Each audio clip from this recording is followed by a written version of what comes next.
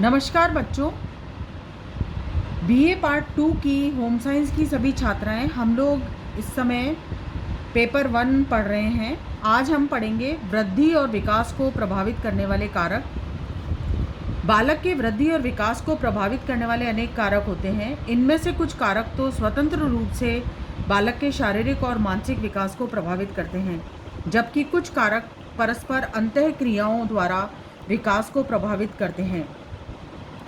सबसे पहला कारक है वंशानुक्रम। वंशानुक्रम वे कारक हैं जो बालक को जन्म से ही माता पिता द्वारा उपहार स्वरूप प्राप्त होते हैं।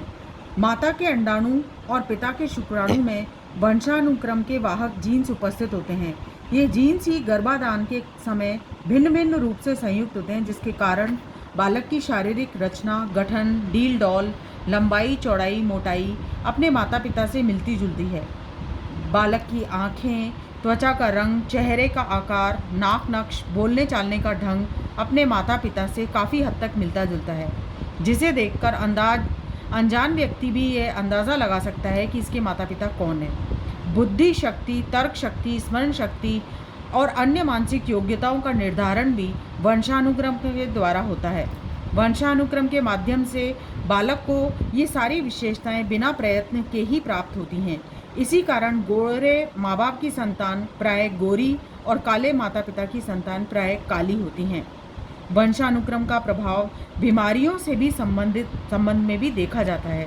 जैसा कि तुमने देखा होगा कि मधुमेह, उच्च रक्तचाप, हृदय रोग, दमा ऐसे कुछ रोग हैं जो वंशानुक्रम एक पीढ़ी से दूसरी पीढ़ी में स्वतः ही हस्तांतरित होते रहते हैं। दूसरा है वातावरण। बालक की वृद्धि और विकास को दूसरा सबसे महत्वपूर्ण कारक है जो प्रभावित करता है वो वातावरण।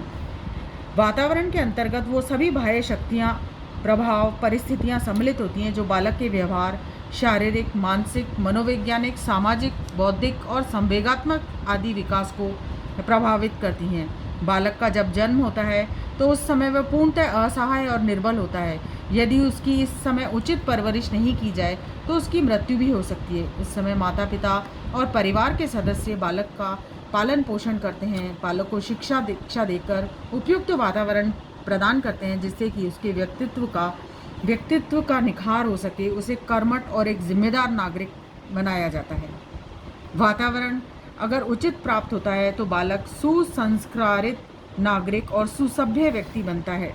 यदि उचित वातावरण न मिले तो बालक अपराधी प्रवृत्तियों की ओर चला जाता है। पोषण। बालक के विकास में भोजन और पोषण का भी बहुत महत्व होता है।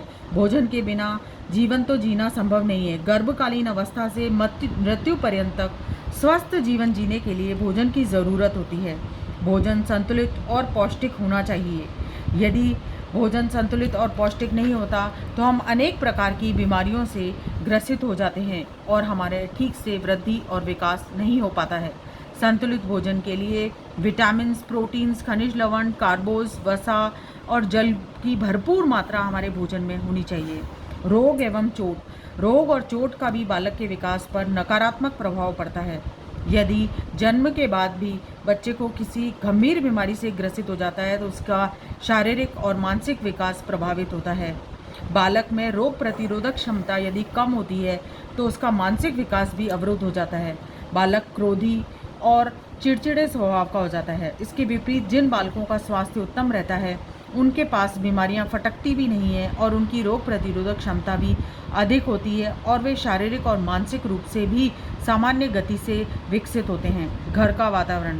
बालक के शारीरिक और मानसिक विकास में घर के वातावरण का भी अत्यंत महत्वपूर्ण स्थान है। घर ही बालक की पहली पाठशाला होती है और माँ उसकी पहली शिक्षिका होती है। घर के सदस्य उसके संगी साथी होते हैं। घर में ही बालक का पालन पोषण किया जाता है और उसकी सभी आवश्यकताओं की पूर्ति की जाती है।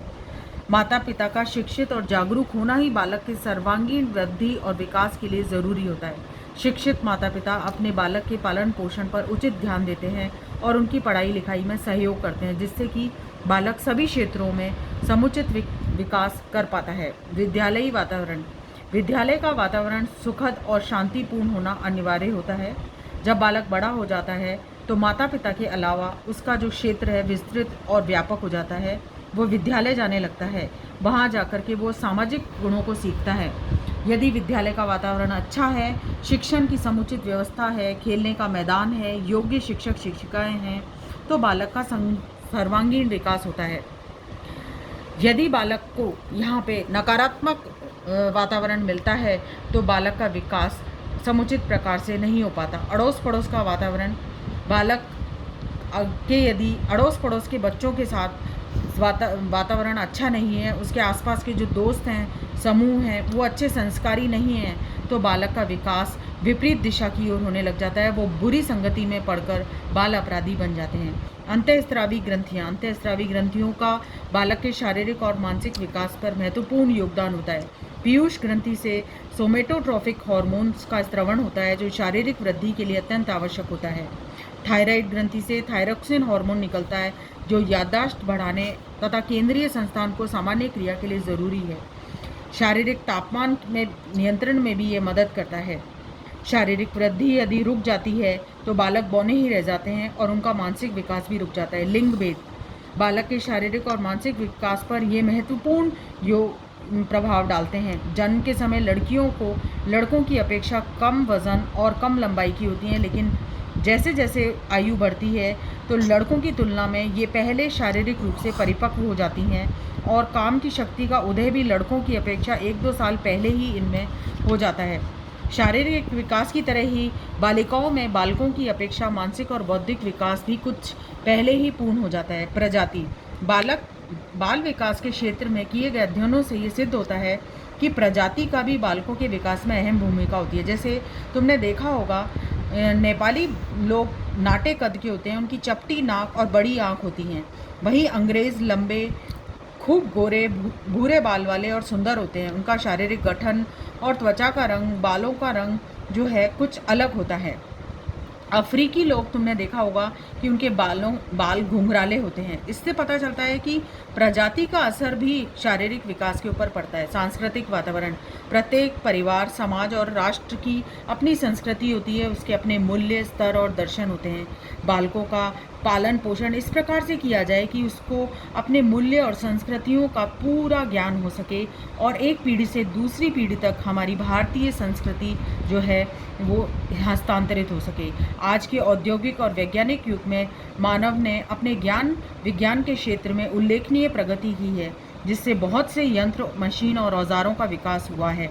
साथ ही पुरातन समस्याओं का हल और निस्तारण और नवीन विषयों का विकास हुआ है। ऐसी स्थिति में स्वयं मानव का अध्ययन करना और उसके क्रिया, अनुक्रिया, प्रकृति और व्यवहार एवं बुद्धिमत्ता को भी समझना आवश्यक हो गया है। भारत में बाल विकास, मानव विकास के क्षेत्र में जितना अध्ययन और अनुसंधान होना चाहिए उतना अब तक नहीं हो पाया है। इसी कारण से गूढ़ समस्याएं और घटनाओं की व्याख्या के लिए अधिक नियम और सिद्धांतों का प्रतिपादन नहीं हो पाया है। बालक को बचपन से ही वयस्क मान लिया जाता है, अतः बाल विकास के अध्ययन पर अधिक ध्यान नहीं दिया जाता है। धन्यवाद।